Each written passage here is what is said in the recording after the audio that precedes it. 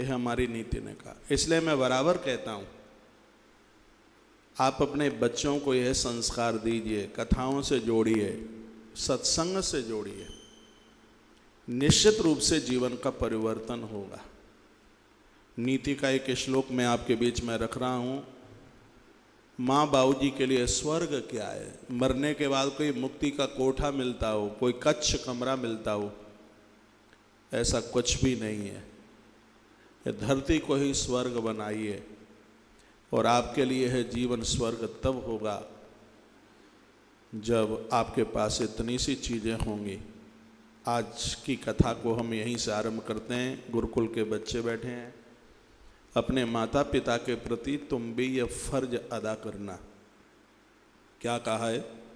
यस्य पुत्रा वशीभूता भार्या छंदानुगामिनी विभवेयस संतुष्ट तस्य स्वर्ग एव ही। कहा है यस्य पुत्रा वशीभूता, जिन माता पिता की संतान उनके बस में है, उनके लिए धरती पर ही स्वर्ग है। जिनके बच्चे माँ बाबू जी की बात मानते हैं, उनका आदर करते हैं, उनके बिना पूछे कोई काम नहीं कर सकते।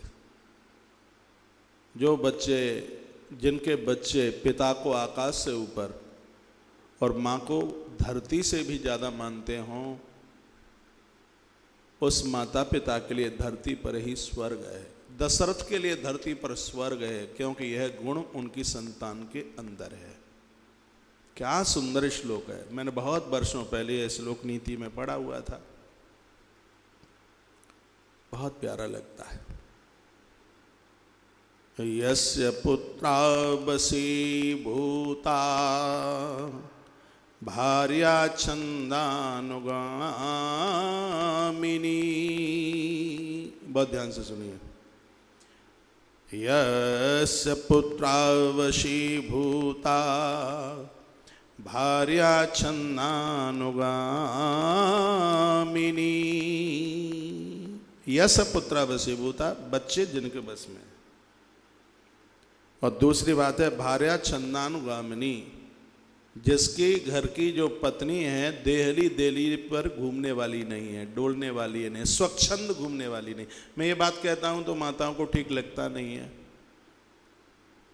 लेकिन नारी घर की मर्यादा है,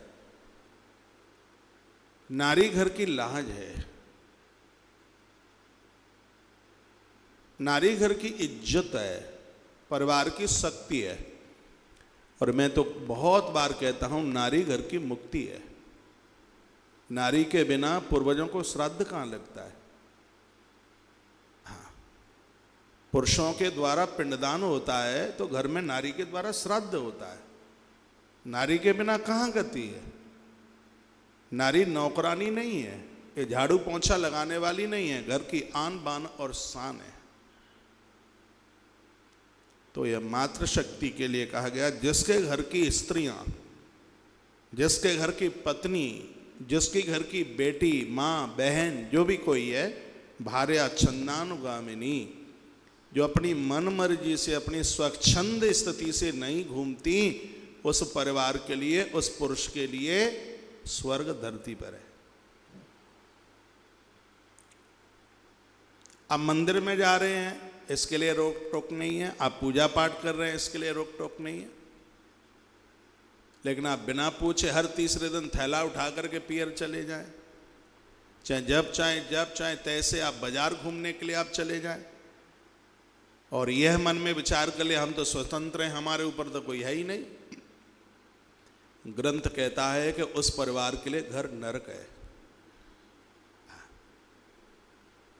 कांटा एक बार चुभता है, दर्द देता है, लेकिन घर में भ्रष्ट औरत, आचरणहीन औरत बिच्छू के डंक की तरह हर समय डंसित करती रहती है, डंक मारती रहती। क्या कहा है ग्रंथों में, अद्भुत संतों का अनुभव आप देखिए। आपके पास दौलत करोड़ों की हो, कितना भी आपके पास वैभव हो, लेकिन औलाद आपके बस में नहीं है। घर की स्त्रियां स्वच्छंदता से घूमा करती हैं। स्पष्ट निवेदन किया है, नरक उनके घर में है। जिनके घर की नारियां सबका आदर करती हैं, मान मर्यादा में रहती हैं, जिनके बच्चे कले नहीं करते, माँ बाबू जी का आदर करते हैं, आने वाले अतिथि लोगों का सम्मान करते हैं, उन लोगों के लिए स्वर्ग धरा पर उतर करके आया है। उनके लिए स्वर्ग धरती पर है। यस्य पुत्रा वशीभूता भार्या छन्नानुगामिनी विभवेयस संतुष्ट। तीसरी बात कही, जिनको जो वैभव मिला है, जिन्होंने जो कमाया है, उसके ऊपर जो संतुष्ट हैं, उनके लिए स्वर्ग धरती पर है। साईं इतना दीजिए जामे कुटुंब समाए, मैं भी भूखा ना रहूं साधु न भूखा जाए। जिसके हृदय की बात ऐसी बन गई है, धारणा ऐसी बन गई है, ईश्वर ने मुझे मेरी जरूरत से ज्यादा दिया है, उसके लिए स्वर्ग धरती पर है। मुझे मेरे दाता ने बहुत कुछ दिया है, तेरा शुक्रिया है, तेरा शुक्रिया है। मुझे मेरे दाता ने बहुत कुछ दिया है, तेरा शुक्रिया है, तेरा शुक्रिया है। केवट की तरह बोल दे, अब कछुनाथ न चाहिए मोरे, दीन दयाल अनुग्रह तोरे। भगवान आपने मुझे मेरी जरूरत से ज्यादा दिया, अब कुछ नहीं चाहता। इसी बात को नीति कहती है, श्लोक में लिखा है कि विभवे यस संतुष्ट। आपको जो मिला है उसके ऊपर आप संतुष्ट हैं। आप भगवान का धन्यवाद करते हैं, कहते हैं प्रभु मैं इतने के लायक नहीं था, आपने मुझे मेरी जरूरत से ज्यादा दिया है। और ये सिर्फ भगवान को ही मत बोलिए, और आप सच्चे पुत्र तब हैं, आप सच्ची संतान तब हैं, ये अपने वृद्ध माता पिता को भी बोलिए। बच्चे अपने माँ बाबू जी को बोलें और ये कहें, बाबूजी आपने जीवन भर इतनी मेहनत की है, आपने हमें इतना दिया है, कितने हम जन्म धारण कर लें, चाहे जितनी हम आपकी सेवा करें, आपके इस उपकार से हम कभी ऋणी नहीं हो सकते। ये भावना उनकी होनी चाहिए। तो ग्रंथाकार वर्णन करते हैं, जिनके अंदर से ऐसी आवाज आती है, जो अपने आप में संतुष्ट हैं, जिनके पास संतोष है।